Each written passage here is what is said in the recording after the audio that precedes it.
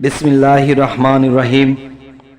হে জগতবাসী, আজও আমি আপনাদের জন্য এমন একটি আল্লাহর ৯৯ নামের একটি নামের গুণ ক্ষমতা নিয়ে এসেছি, যেই নামের গুণে মানুষ কত বড় বিপদ আপদ হইতে রক্ষা করিতে পারে, রক্ষা নিজেকে করিতে পারে। আল্লাহ এই নামের গুণে রক্ষা করিয়ে দেয়। তবে সেই কথাটি হলো কি, যে সেই নামটি আমি বলছি, সেই নামটি কোনভাবে, কি নিয়মে, কি করলে আপনাদের উপকার হবে, আপনাদের বাহ্যিক জগতের সুখ শান্তি হবে। এবং বাহ্যিক জগতের সুখ শান্তি যখন হবে, তখন কিন্তু আপনারা আল্লাহকে ভুলে যাবেন না। ওই সুখ শান্তির মাধ্যমে আল্লাহকে আপনারা স্মরণ রাখবেন, ডাকবেন, আল্লাহর ইবাদত করবেন, তবে আল্লাহ খুশি হবে।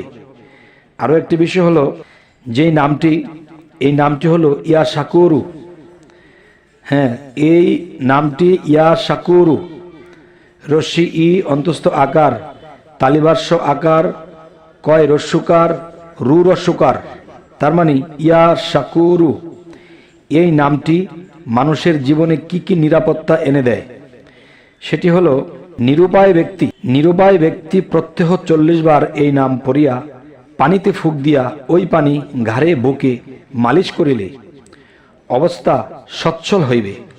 এবং শুধু তাই নয়, ইয়া শাকুরু এই নামটি যদি কেউ টাইম টু টাইম, দেখা গেছে ফজর নামাজের পরে 101 বার এবং জোহরের নামাজের পরে 101 বার এবং আসরের নামাজের পরে 101 বার, সন্ধ্যা মাগরিবের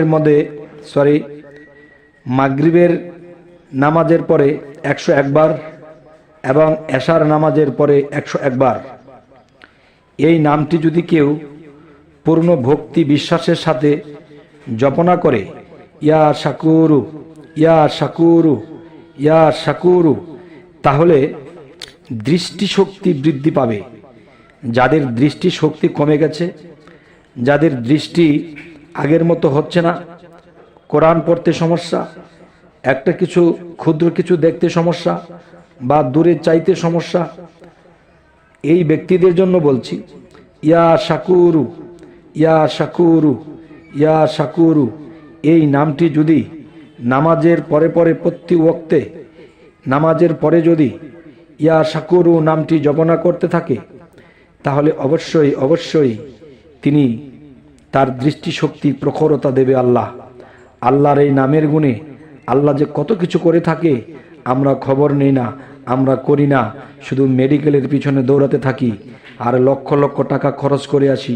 কিন্তু দেখেন, আল্লাহর নামের উপরে যে জিনিসটা ভালো হবে সেটা ওই রকমই হবে।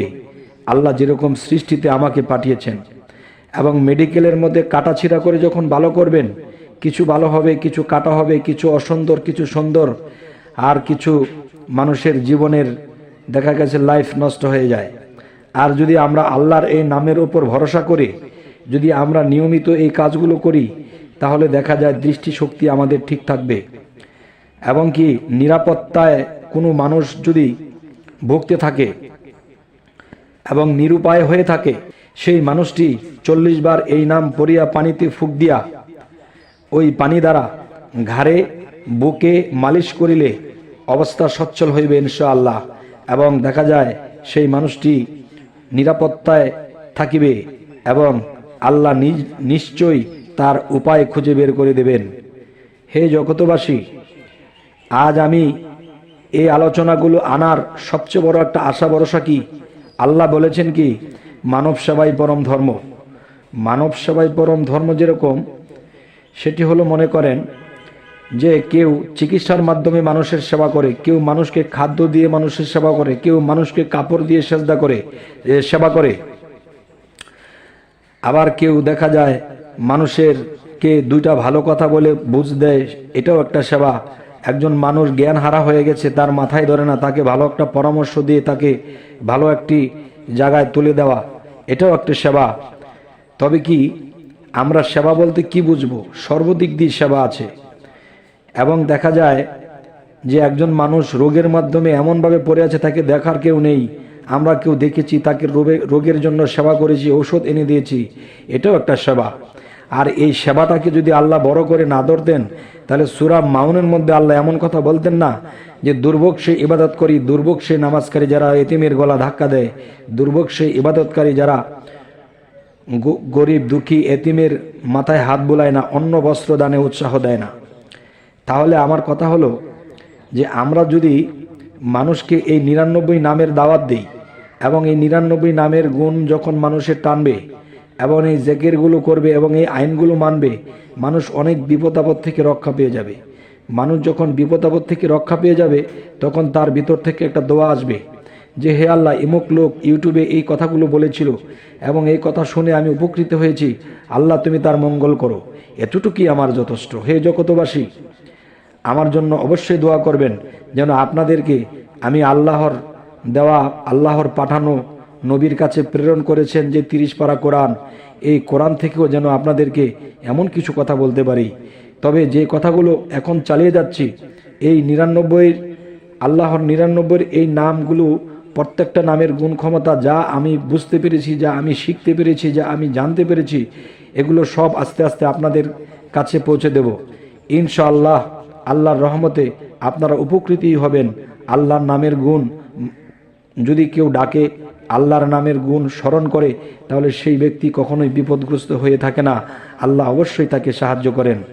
তবে হে জগতবাসী, আজ আমি যাই কিছু বলতে পারলাম, আমার জন্য দোয়া করবেন এবং সামনে যেন আপনাদের জন্য ভালো ভালো কিছু আলোচনা নিয়ে হাজির হতে পারি।